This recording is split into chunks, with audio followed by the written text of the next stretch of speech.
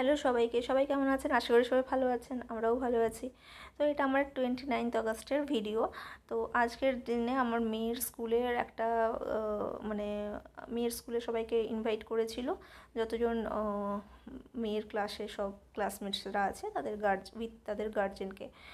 তো কিছু কিছু ফর্ম মানে আমাকে ফর্ম টর্মও ফিল আপ করতে হবে।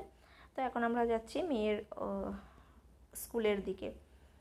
তো জেনে নিলে আজকে আমার বার্থডে পড়ে গেছে, কিন্তু বার্থডে বললেও তো কিছু করার নেই। সেই এসে ঘরে আবার রান্না করা আছে। তো মেয়ে স্কুলে যাওয়ার পথে এখন রাস্তাঘাট এখন একটু আবার ঘুরিয়ে দিয়েছে, এদের তো শুধুই রাস্তাঘাট চেঞ্জ হয়। তো মেয়ে খুব হ্যাপি, স্কুলে যাচ্ছে অনেক দিন পরে। তো আরেকটা যেটা এখানে গুড নিউজ আছে, যেটা হচ্ছে এরা হিজবুল্লাহ যে অ্যাটাক করার কথা এদেরকে বলেছিল, তো এরা উল্টে হিজবুল্লাহকে অ্যাটাক করে তারপরে দফা রফা করে দিয়েছে। তো এখন পুরো টোটালি স্টপ। তারপরেও হিজবুল্লাহ 300টার মতো মিসাইল ইসরায়েলকে গিফট করেছিল, কিন্তু সেই গিফটের ফলাফল কিন্তু আমরা কেউই কোনো কিছু খুঁজে পাইনি। এরা সত্যি অনেকটা স্মার্ট, অনেক অনেক মানে অনেক স্মার্ট আর ইন্টেলিজেন্ট। আর যেই কারণে এদের কাছে আমেরিকাও এদের মানে পুরো মুষ্টির ভেতরে আছে। এইটুকু একটা কান্ট্রি হয়ে সব কান্ট্রিকে পুরো হোল্ডিং করছে। ভাই, এদের কিছু লেভেল আছে বলতে হবে, অবভিয়াসলি আছে। তো যাই হোক, ইসরায়েল যখন এসেছি, নিজের মেন্টালিটিকেও এদের মতোই করে নেওয়া উচিত। হাটকে নয়, কিছু তো করতে হবে লাইফে সেই রেশিওতে। তো এই হচ্ছে মেয়ের ক্লাসরুম। সত্যি এদের টেকনিক বলুন, এদের ডেভেলপমেন্ট বলুন, সত্যি মানে অসামান্য সুন্দর। হ্যাঁ, এই বয়সে বাচ্চাদেরকে, আমার বাচ্চা হয়তো এই বয়সে স্কুলে এসে, যেখানে ইন্ডিয়ার বাচ্চারা অনেক পড়াশুনো শিখছে বা অন্য জায়গার বাচ্চারা অনেক পড়াশুনো শিখছে, সেখানে হয়তো আমার পড়াশুনো শিখছে না, বাট এক্সট্রা কারিকুলাম অ্যাক্টিভিটিস এইসব কিন্তু খুব ভালোভাবে মানে শিখে নেবে। কীভাবে বিল্ডিং বানাতে হয়, কীভাবে বিল্ডিংয়ের ডিজাইন করতে হয়, এদের এখানে অনেক কিছু জিনিস আছে, অনেক কিছু অ্যাক্টিভিটিস আছে যেগুলো এরা শেখায়। আর বাচ্চাকে খুব মেন্টাল ডেভেলপ করে দেয়।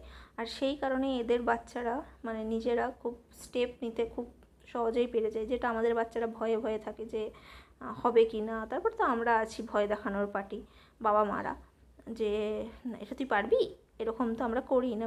বাচ্চাকে কখনো আমরা সেইভাবে এনকারেজমেন্ট করিনি। তবে এখন অবশ্য যুগ বদলাচ্ছে, অনেক বাবা মাই এনকারেজ করছে। এই হাতে যেই ওয়াচটা দেখছেন, এটা প্রত্যেকের ড্রয়ারে ছিল, সবার নামে একটা একটা করে ড্রয়ার থাকে। তো প্রত্যেকের ড্রয়ারের নাম লেখা ছিল আর ড্রয়ারে ছিল, সেখান থেকে পড়ে নিয়েছে। আমি ওকে একটু ওয়াশরুমটা দেখিয়েও দিলাম, কারণ ওপরের ওয়াশরুম আলাদা ছিল, এখানকার ওয়াশরুম আলাদা, মানে সিস্টেম আলাদা। যেহেতু বড় হচ্ছে, বড় হওয়ার সাথে সাথে এদের সমস্ত কিছুই চেঞ্জ হয়, ওয়াশরুমও চেঞ্জ হয়ে যায়। ওপরের ওয়াশরুমে হচ্ছে হাত মানে সেন্সার ছিল, এখানে সেন্সার নেই, ট্যাপে। আর এটা হচ্ছে একটা ট্রি, যার মধ্যে হচ্ছে মাংকিগুলো হ্যাঙ্গিং করবে, তো সেই ট্রিটাকেও বানাচ্ছে। এটাও একটা মেন্টাল ডেভেলপমেন্ট। আমরা কখনো ছোটোবেলাতে এইসব মানে খেলনাগুলো পাইনি আর জানতামও না।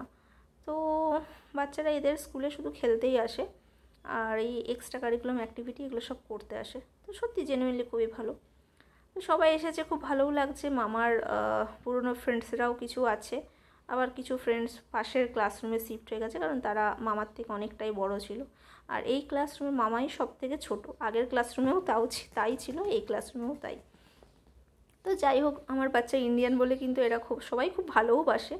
আর বাচ্চা তো শান্ত টাইপের, তো কারোর সাথে সেরকম চোটপাট কিছু করে না, ওই জন্য সবার খুব ফেভারিটও। মানে মোটামুটি আমার বাচ্চা যখন স্কুলে আসে, আয়ুক্তা আয়ুক্তা আয়ুক্তা আয়ুক্তা করে করে সবাই পাগল।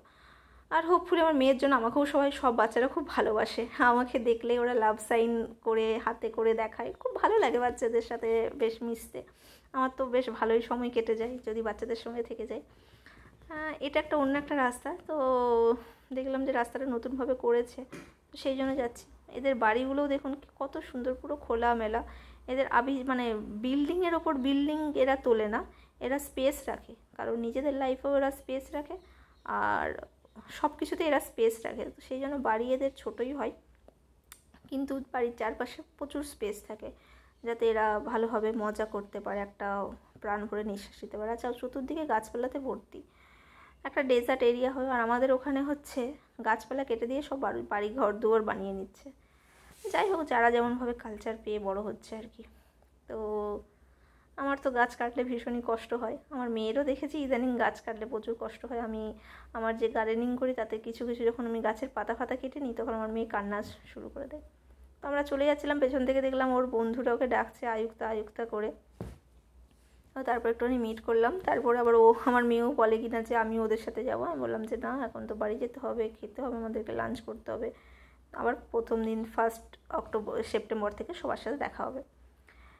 তো আইনস্টাইনের পথে তো এখানে এসে আপনাদের দেখতে পাচ্ছেন কিনা জানি না, এখানে পেছনে আমার পেছনেই দেখানোর চেষ্টা করছিলাম যে কেয়ার গিভাররা বুড়ো বুড়িদেরকে নিয়ে বসে আছে। কেয়ার গিভারের জব কিন্তু সত্যি খুব ভালো, হ্যাঁ, কোনো কাজ ফাজ কিছু করতে হয় না, শুধু বুড়ো বুড়িকে ঘোরাতে হয়।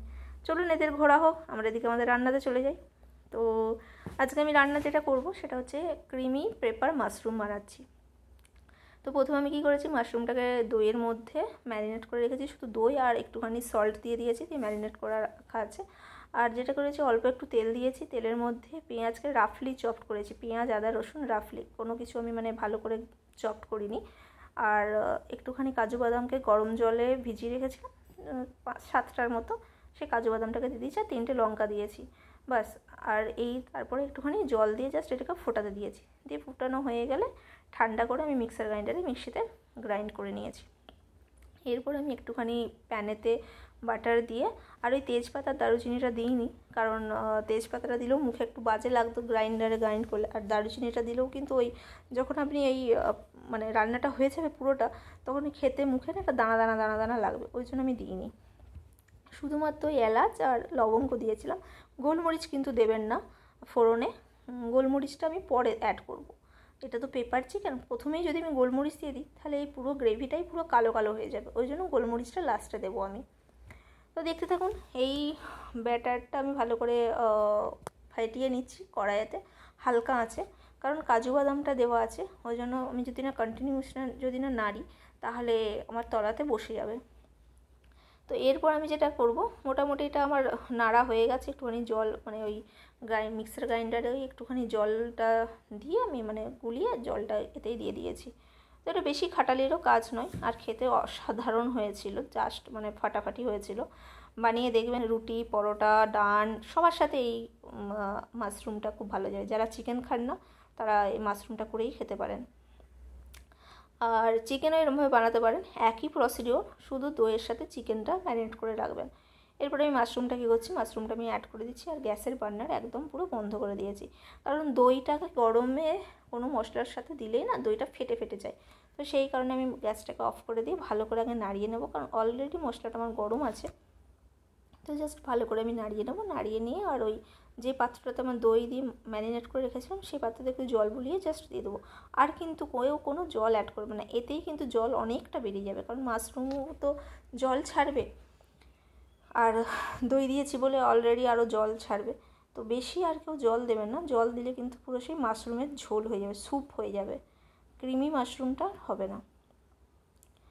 তো এটা এবার হতে থাকবে, আমি নুন দিয়েই ম্যারিনেট করে রেখেছিলাম, ওই জন্য আমি আর নুনটা দিচ্ছি না, যদি নুনটা কম হয় তাহলে একদম লাস্টে অ্যাড করবো, তবে আমার মনে হয় নুনটা আর লাগবে না, মানে আমি 1 স্পুন নুন দিয়েছি, 1 টেবিল স্পুন। তো এটা এবার হবে, এটা জাস্ট ফুটবে, আর বাস বসে থাকবেন। এটা হার্ডলি আপনার আধা ঘন্টার মধ্যেই আমার এই রান্নাটা পুরো কমপ্লিট হয়ে যাবে, আধা ঘন্টাও লাগবে না, আধা ঘন্টা হ্যাঁ ম্যাক্সিমাম। আর এই যে আমি আমটাম কিনে এনেছি, এখানে আমের প্রচুর দাম, কিন্তু আম তো আমার ফেভারিট ফ্রুট, তো দাম হোক, আগে তো খেয়ে বাঁচি। আর এত সুন্দর স্মেল, আর মেয়ে বলছিল কুই খাবো, কিন্তু কুইগুলো একটাও পাকা নাই।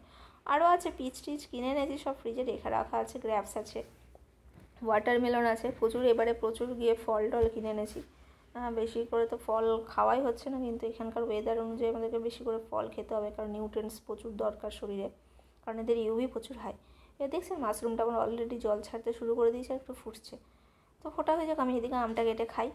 আর আমার মেয়ে আর তার বাবা তো বেশ ভালোই নাক ডেকে ঘুমাচ্ছে, আর আমার এদিকে মাশরুমটা রেডি। মেয়ে যখন ঘুমায় তখন আমি রান্নাটা সেরে নিই, মানে রাত্রের রান্না যাকে বলে, এটা আমার এখন রাত্রের রান্না হচ্ছে। সকালের রান্না আমরা এসে আবার করে খেয়েছি, পালং শাকের তরকারি, অনেকদিন ধরে বলছিল, তো পালং শাকের তরকারি আর ভাত, আর কিছু করিনি। তো এরপরে যেটা দেবো সেটা হচ্ছে এই ধনে পাতার ডাঁটিগুলো দেবো, পাতা একটাও দেবো না ধনে পাতা, এই ডাঁটিগুলো দিয়ে জাস্ট আরেকটুখানি নেড়ে দেবো।